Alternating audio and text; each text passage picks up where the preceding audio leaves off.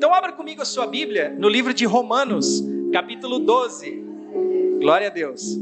Vamos lá para Romanos, capítulo 12.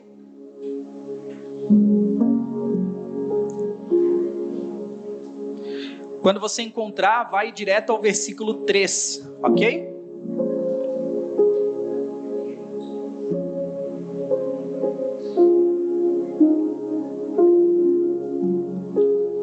Romanos capítulo 12, versículo 3, diz assim a palavra do Senhor: Por causa da bondade de Deus para comigo, me chamando para ser apóstolo, eu digo a todos vocês que não se achem melhores do que realmente são. Pelo contrário, pensem com humildade a respeito de vocês mesmos, e cada um julgue a si conforme a fé que Deus lhe deu. Porque assim como em um só corpo temos muitas partes, e todas elas têm funções diferentes, assim também nós, embora sejamos muitos, somos como um só corpo por estarmos unidos com Cristo. E todos estamos unidos uns com os outros como partes diferentes de um só corpo. Até aqui é o suficiente. Feche seus olhos por um instante. Senhor, obrigado pela Tua palavra, Senhor, que é viva e eficaz. Fala aos nossos corações aquilo que o Senhor quer falar. Te damos a liberdade que o Senhor precisa para fazer no meio da Tua igreja nessa noite. Não queremos sair do mesmo modo como entramos, mas ansiamos, Pai, desejamos ser transformados pela Tua palavra, em nome de Jesus. Amém e graças a Deus. Queridos, hoje é uma noite de ceia, a ceia do Senhor. E que momento melhor do que esse para nós falarmos e entendermos sobre o que é ser igreja. Muito se fala a respeito de ser igreja, de viver igreja. Precisamos, ser igreja, viver isso de alguma forma, mas como que isso se aplica realmente à minha e à sua vida? Hoje nós não vamos falar sobre conceitos teóricos, sobre definições de dicionário, não. Hoje nós vamos ver definições bíblicas, verdades bíblicas sobre o que é a igreja de Jesus e como nós estamos e precisamos permanecer ligados a ela. Então, essa mensagem é uma mensagem que pode mudar a sua visão a respeito da igreja. Eu queria que você redobrasse a sua atenção na noite de hoje, para que você entendesse tudo aquilo que o Senhor preparou. Isso porque a igreja, ela não é uma invenção humana. A igreja foi instituída, Darley, por Deus. E se foi um projeto de Deus instituído por Ele, significa que tem um propósito. E esse propósito no qual nós estamos inseridos também significa que há uma expectativa de Deus para mim e para você acerca da igreja de Jesus. E esse projeto, por ter sido algo que Deus criou, o próprio Deus fez, fazer parte da igreja é algo muito mais importante e valioso do que alguns pensam e do que, infelizmente, algumas pessoas têm vivido no seu dia a dia. É muito triste ver pessoas que não se importam com a igreja de Cristo. É muito triste ver como as pessoas, a cada vez mais, têm olhado para a igreja como algo descartável, como uma opção, como algo que você pode ir quando quer, como você pode ir quando sobra um tempo, você pode ir na igreja quando não tem mais nada para fazer, quando não tem mais nenhuma outra opção interessante no seu domingo à noite. Aí sim, aí sobrou um tempinho, eu vou lá para a igreja, eu vou lá para a cultura cristã, encontrar meus amigos. Queridos, que definição errada, que conceito errado. A igreja é algo tão precioso, tão santo e espiritual, que foi criada pelo próprio Deus para mim e para você. A igreja não é o nosso clube de férias. A igreja não é um shopping, onde só vamos para passear, para consumir o que queremos, onde olhamos as vitrines e escolhemos, isso eu quero, isso eu não quero. Não. A igreja é muito mais do que conceitos humanos. A igreja é a nossa família da fé. A igreja é a nossa casa. A igreja é aquilo pelo qual o Senhor Jesus zela e está preparando para um dia estar com Ele, na glória, nas bodas do Cordeiro. Isso é a igreja. Isso é a igreja. A igreja não se trata de placas simplesmente. Igreja não se trata dessa estrutura, não se trata dessas luzes, não se trata de ter um púlpito para pregar, um microfone na mão para falar. A igreja de Jesus, aquela que ele veio instituir nessa terra, quando passou por aqui, e aquela no qual eu e você estamos inseridos, é uma igreja que vai morar com ele na eternidade. Esse prédio, irmãos, vai passar. Isso tudo, essa cadeira onde você está sentado, vai ficar. Mas a igreja que construirmos juntos, unidos, em unidade, em comunhão, essa é a igreja que vai subir para se encontrar com o Pai na glória. Amém? Você está entendendo até aqui? Glória a Deus, glória a Deus. Então, há um significado espiritual e bíblico a respeito da igreja. E na mensagem de hoje nós vamos sair daqui entendendo qual é. E a minha intenção é que você saia ainda mais apaixonado pela igreja de Jesus e ansiando dentro do seu coração a viver isso todos os dias da sua vida. Muitas coisas nós descartamos ao longo da nossa caminhada, Soraya. Muitas coisas vêm e vão. Uma assinatura da Netflix que hoje eu tenho, amanhã eu posso não ter mais. A academia que hoje eu frequento, amanhã eu posso não frequentar mais. Mas a igreja é algo que é para a vida toda. Você sabia que a igreja é a única instituição que já dura mais de 2000 anos? Sofreu guerras, sofreu perseguições, sofreu muitas coisas ao longo da sua história, mas permanece de pé. Por quê? Porque há uma palavra liberada sobre a igreja. As portas do inferno não vão prevalecer sobre a igreja. As portas do inferno não vão vencer a igreja. A igreja vai vencer, a igreja vai prevalecer até o dia da volta de Jesus. Mas infelizmente, irmãos, muitos não dão o devido valor e não entendem o real sentido que é fazer parte desse corpo, fazer parte dessa igreja espiritual de Jesus, ok? Então nós precisamos primeiro começar entendendo, de acordo com a palavra, o que é igreja. Eu quero mostrar isso de uma maneira visual para você hoje, de uma maneira visual, ok? Alguns talvez já tenham me visto fazer essa dinâmica, mas eu acho que talvez você não lembra. Se você lembra, você vai reforçar algo que uma vez nós já te ensinamos. E para ilustrar a mensagem de hoje, eu vou contar aqui com a ajuda desse lindo bonequinho de Minecraft do meu filho Arthur, ok?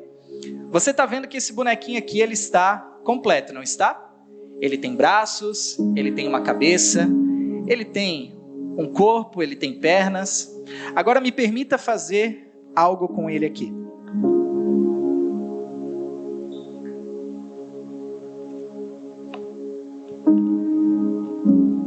Não conta para o Arthur que eu estou desmontando, irmãos.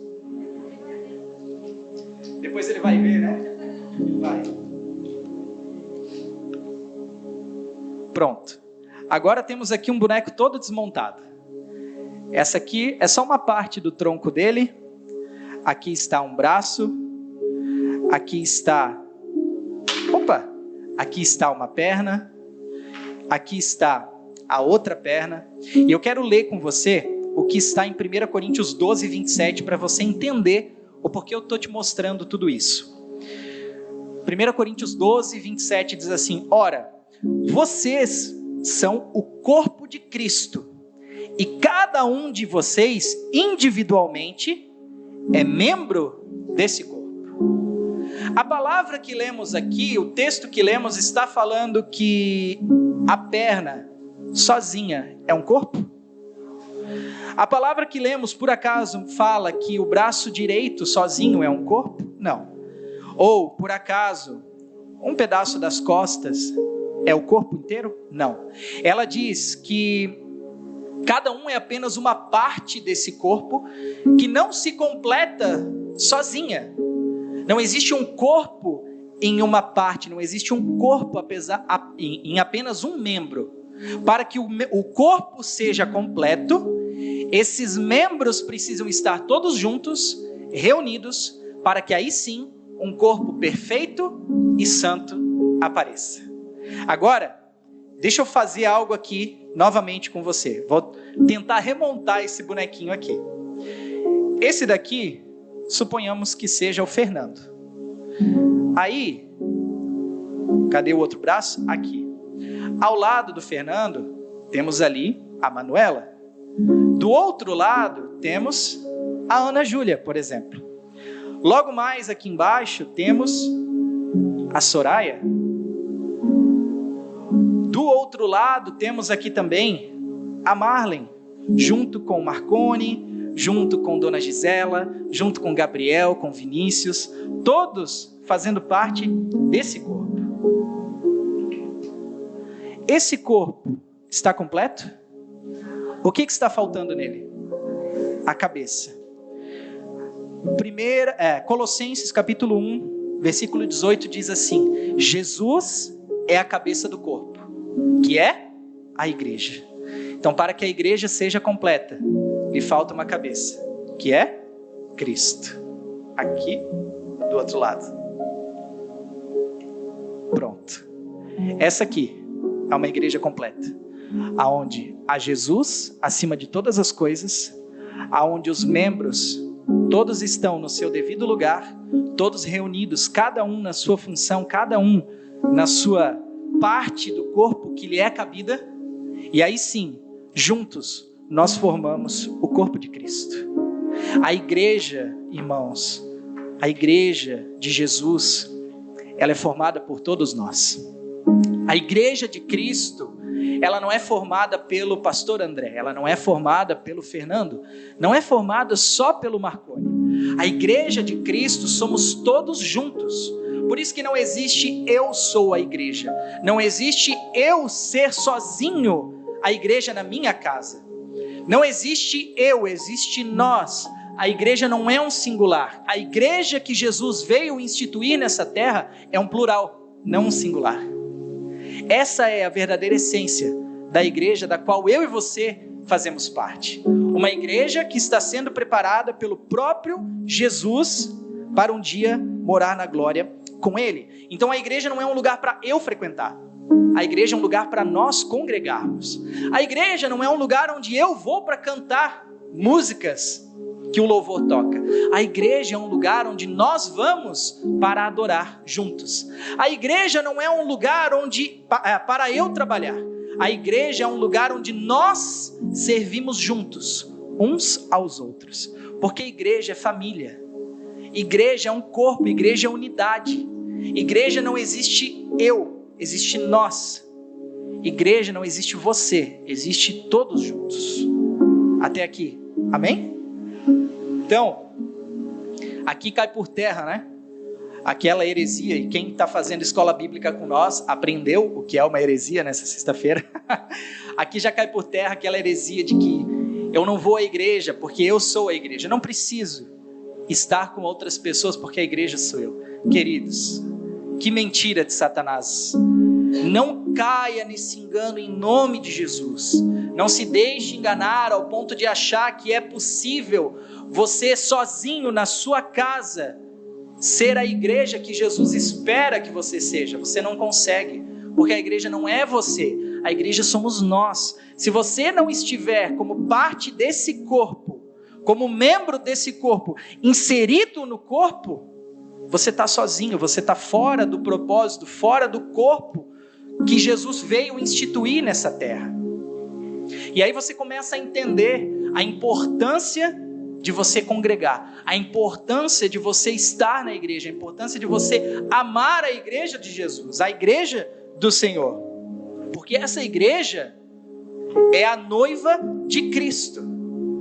Nós, como igreja, somos parte do corpo de Jesus. E esse corpo, a Bíblia diz que é a noiva dele. E quando Cristo vier buscar o seu povo, ele vem buscar a sua noiva. Uma noiva santa, pura, imaculada, sem manchas. Uma noiva que está sendo preparada para as bodas do Cordeiro. Mas como é que podemos querer participar das bodas do Cordeiro se não estamos inseridos nesse corpo que é a noiva? A noiva vai subir, a igreja vai subir, mas quem não estiver linkado ao corpo de Jesus através da igreja infelizmente não sobe junto, irmãos. É duro falar, né? Parece algo assim aterrorizante, mas é a pura verdade. Essa é a problemática de pessoas que dizem que podem ser igrejas sozinhas nas suas casas. Não podem. Porque o dia que Jesus voltar para buscar a sua noiva, a sua igreja, o seu corpo que está sendo preparado, quem não estiver ligado nesse corpo, não subirá junto. Uau! E aí bate aquele temor no nosso coração, né? Meu Deus, eu preciso fazer mais. O que acontece se, por exemplo, eu cortar o meu dedinho? Eu peguei e fiz igual ao 9 dedos lá, igual ao Nine. Cortei o meu dedinho. E aí o meu dedinho caiu, lá naquele canto. O que vai acontecer com o meu dedo? Ele vai sobreviver? Claro que não. Meu dedo vai morrer. Assim como se eu cortar a minha mão e ela cair ali, ela vai morrer. Se eu cortar o meu pé e ele ficar ali, ele vai morrer. Por quê? Porque o membro não tem vida em si próprio. O membro só tem vida se ele estiver ligado no corpo que flui a vida para ele. O membro desse corpo só está fluindo espiritualmente a vida de Cristo se ele estiver ligado no corpo que o alimenta. Se ele estiver pertencendo à igreja de Jesus, ao qual Cristo flui a sua vida na vida dele. Por isso que um membro sozinho morre espiritualmente. Por isso que pessoas, quando dizem assim, eu não vou mais para a igreja, eu vou pensar o que eu vou fazer da minha vida. Não dá um mês, essa pessoa está morta espiritualmente. Quantos e quantos casos de pessoas que nós aconselhamos, de que nós falamos, de que nós alertamos e dizemos, olha, o que você está fazendo é muito perigoso. Esse caminho que você está escolhendo trilhar é um caminho que vai te trazer umas consequências muito graves para a sua vida espiritual. Vai te afastar de Deus. Essas são as palavras que nós sempre dizemos. Isso que você está prestes a fazer vai te afastar de Deus e da igreja. Não! Claro que não. Eu consigo. Tá tudo bem, tá tudo certo. Beleza. Você não é dono de ninguém. Você orienta, você fala, mas você é obrigado a deixar a pessoa livre para fazer o que ela bem entender. E aí a pessoa vai achando que está certa na sua escolha, achando que está correta no que está decidindo de caminhar longe do corpo de Cristo. 1 semana, 2 semanas, 3 semanas, 1 mês depois ela volta. Pastor, eu tudo errado, pastor. A minha vida foi por água abaixo, pastor. Tudo que o senhor falou é verdade, tudo que a pastora alertou era verdade. Pois é. Nós avisamos, querida. Não há como um membro sobreviver fora do corpo. A vida que flui no membro flui porque ele está no corpo. Se você cortar seu dedo, ele vai morrer sozinho. Mas se o seu dedo estiver inserido no seu corpo, ele vai sobreviver, ele vai viver. Assim somos eu e você quando nos afastamos da igreja. Assim somos eu e você quando nos afastamos de Deus, nos afastamos do que Ele tem para as nossas vidas. E eu estou sendo muito categórico, irmãos, na noite de hoje, em falar sobre igreja, porque eu estou falando sobre aquilo que Cristo veio instituir e que um dia vai subir com Ele.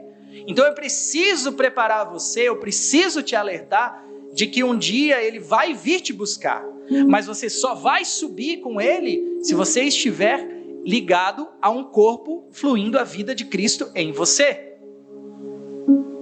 Você nunca agora, depois dessa palavra, nunca vai poder dizer que eu não te avisei. E graças a Deus por isso. Então, Hebreus 10, 25 vai nos dizer que para não deixarmos de nos reunir como igreja, Hebreus 10, 25 vai nos dizer, para não deixarmos de nos reunir como igreja, como é costume de alguns, mas para encorajarmos uns aos outros, quanto mais se aproxima aquele dia. Que dia? O dia do Senhor. Você vem à igreja, não é para você vir aqui ficar triste. Você vem à igreja para você ser encorajado pelo seu irmão, para você ser encorajado por uma palavra, por um louvor que vai te dizer assim, olha, você tem solução para a sua vida. Cristo não te abandonou. Ainda há esperança para você. Você vai chegar talvez abatido, meio cansado da sua semana, mas vai encontrar alguém que vai te dar um abraço, e aquele abraço vai te revigorar. Você vai encontrar alguém que vai te dizer uma palavra, Júlia, e aquela palavra vai entrar no seu coração e vai mudar o seu entendimento de alguma área da sua vida, algo que você precisa fazer.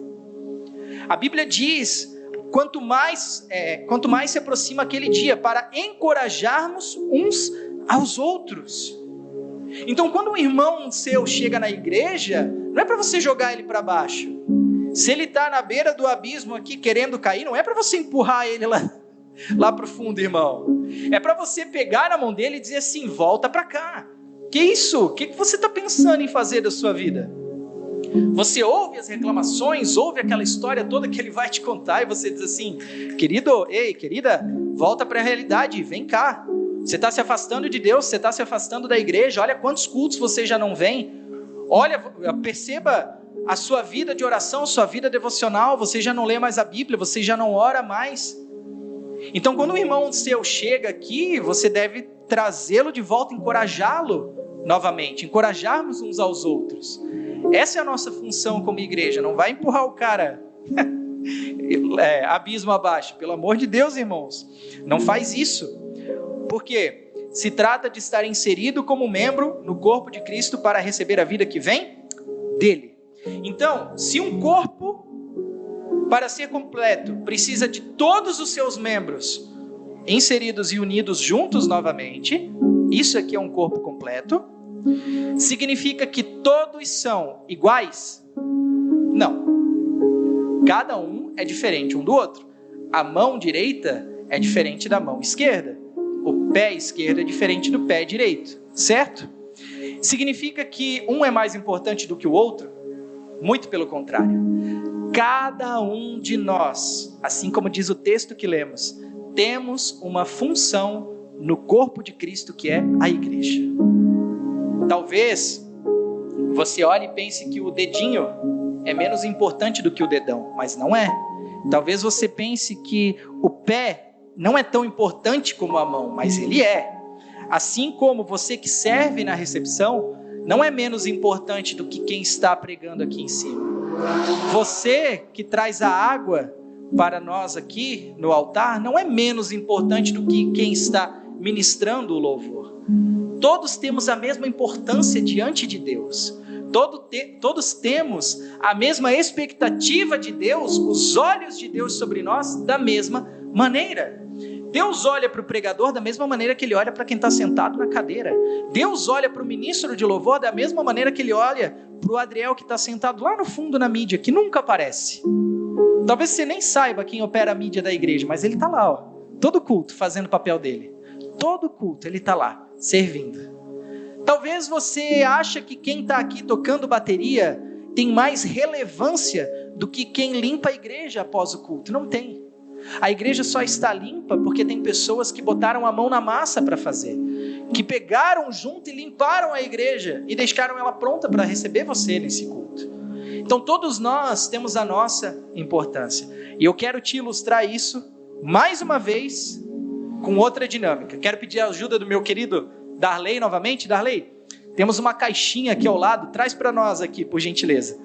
Vou pegar aqui o nosso carrom de apoio e vou botá-lo aqui para que você possa visualizar.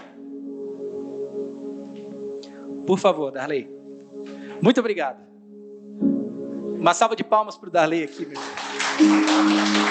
Nosso assessor de assuntos aleatórios. Obrigado, Darley.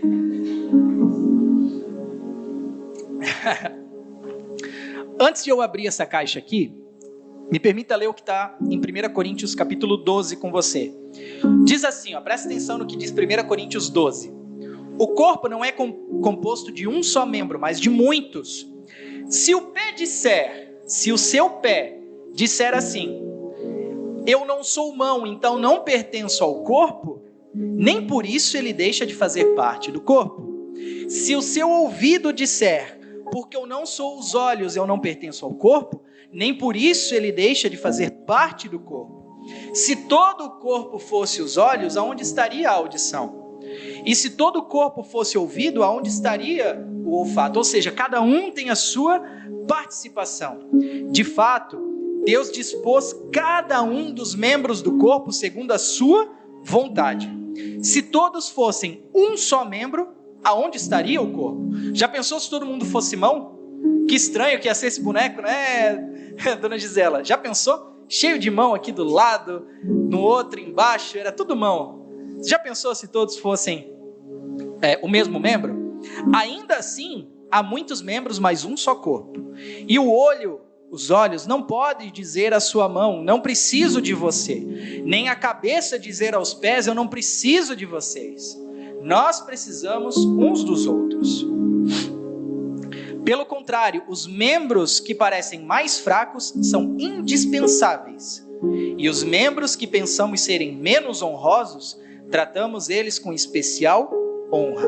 E os que são indecorosos são tratados com decoro especial. Mas Deus estruturou o corpo, dando maior honra aos membros que dela tinham falta, a fim de que não houvesse divisão, mas de que todos os membros tenham igual cuidado uns pelos outros. Deus estruturou esse corpo, chamado igreja, com a intenção de que todos os membros tivessem cuidado igual uns com os outros. Eu tenho uma responsabilidade com você, assim como você tem uma responsabilidade com seu irmão, assim como seu irmão tem uma responsabilidade com quem está do outro lado da igreja. Todos temos uma responsabilidade uns com os outros, porque quando um membro sofre, todos os outros sofrem com ele. E quando um membro é honrado, todos os outros se alegram com ele. Ora, vocês são um corpo e cada um de vocês individualmente é membro desse corpo. Agora, vem para cá comigo aqui. Imagina que essa caixa de ferramentas aqui é a igreja, ok? Essa caixa de ferramentas representa a igreja. Deus é o dono dessa caixa. Deus trouxe ela para cá.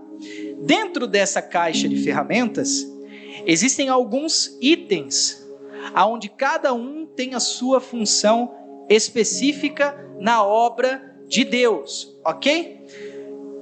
Por exemplo, esse prego aqui. Separei esse prego aqui para mostrar para você. Esse prego consegue furar uma parede sozinho? Do que ele precisa? Ele precisa do martelo.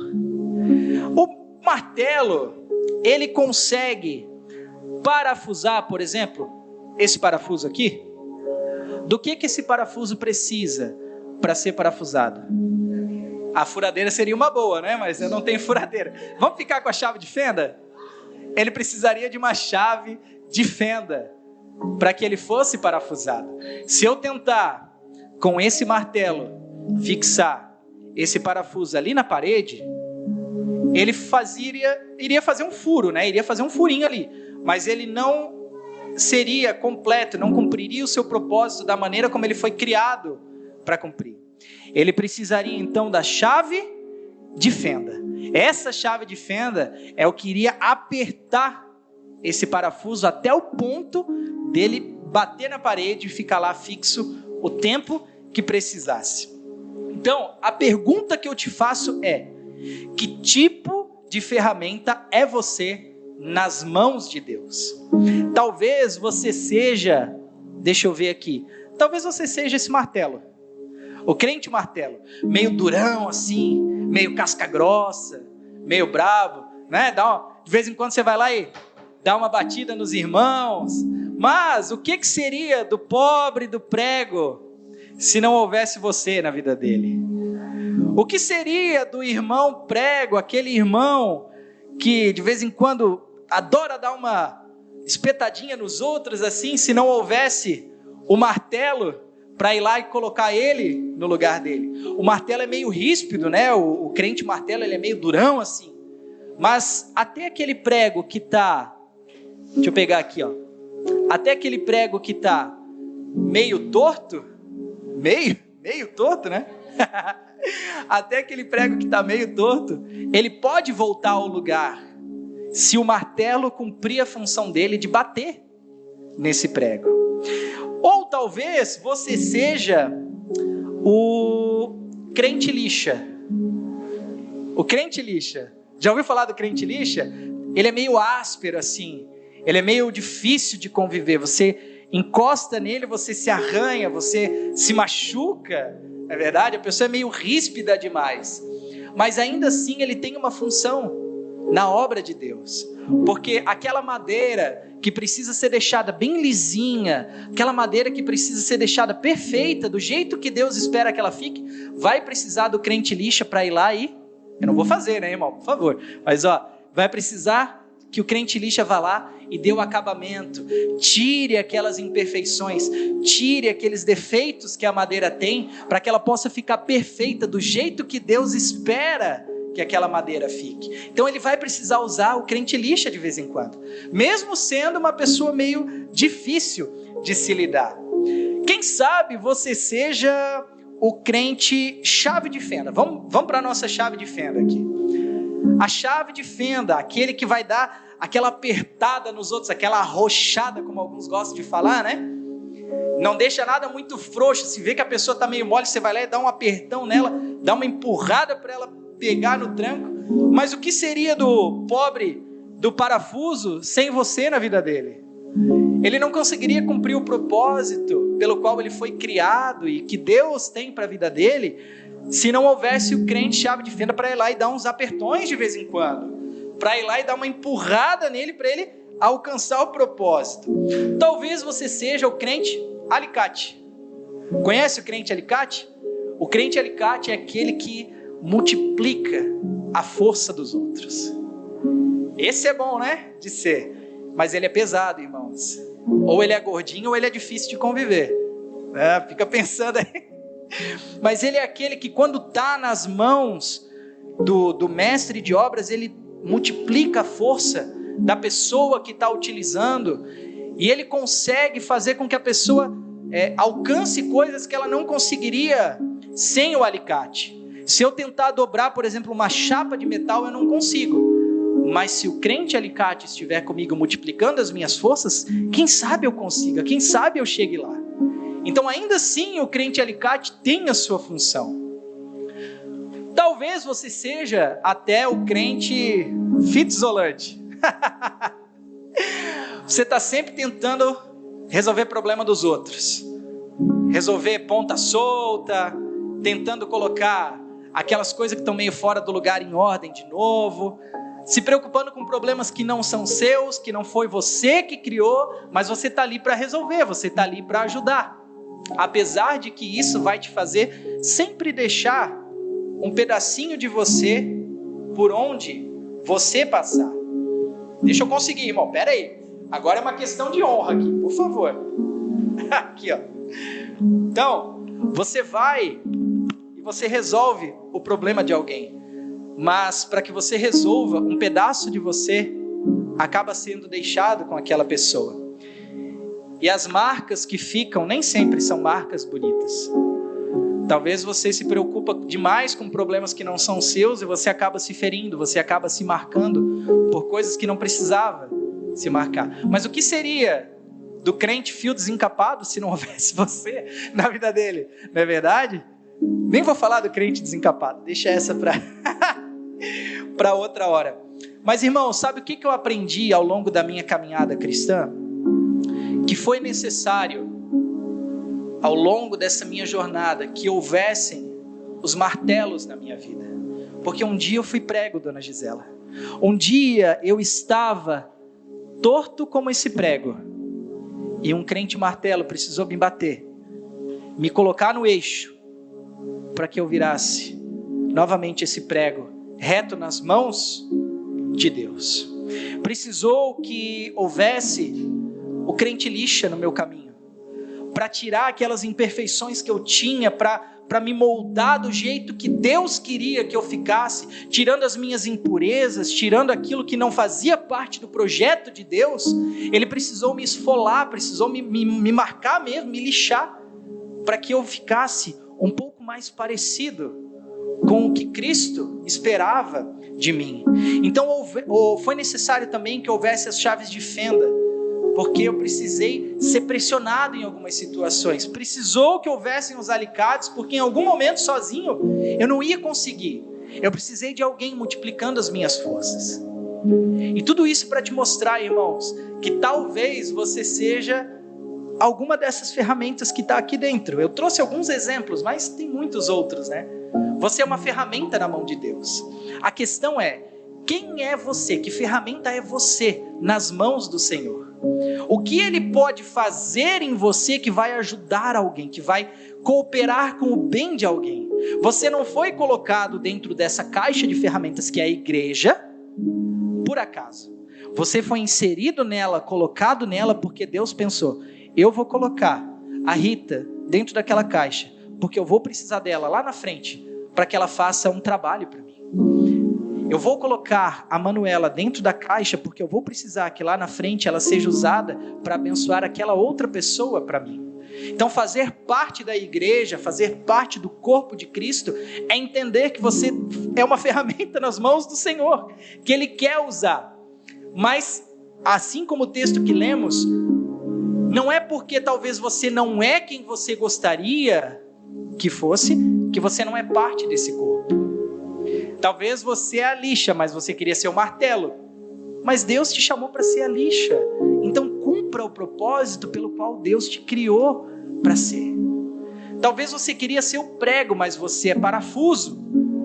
Mas isso não te torna menos importante no corpo de Cristo, nessa caixa de ferramentas que é a igreja. Todos são importantes. Até mesmo a lixa, André? Até mesmo a lixa. O martelo? Claro, até mesmo o martelo. Todos temos a mesma importância diante de Deus. Se o pé não estiver no corpo, como é que ele vai caminhar? E se os dedos não estiverem nas mãos, como é que ela vai segurar? Então, cada um de nós é importante para que a igreja, o corpo de Cristo, seja completo. Não temos todos a mesma função, querido, e nunca teremos. Você foi chamado para algo muito específico na sua vida, e se alegre por isso. O que você faz torna o reino de Deus mais completo.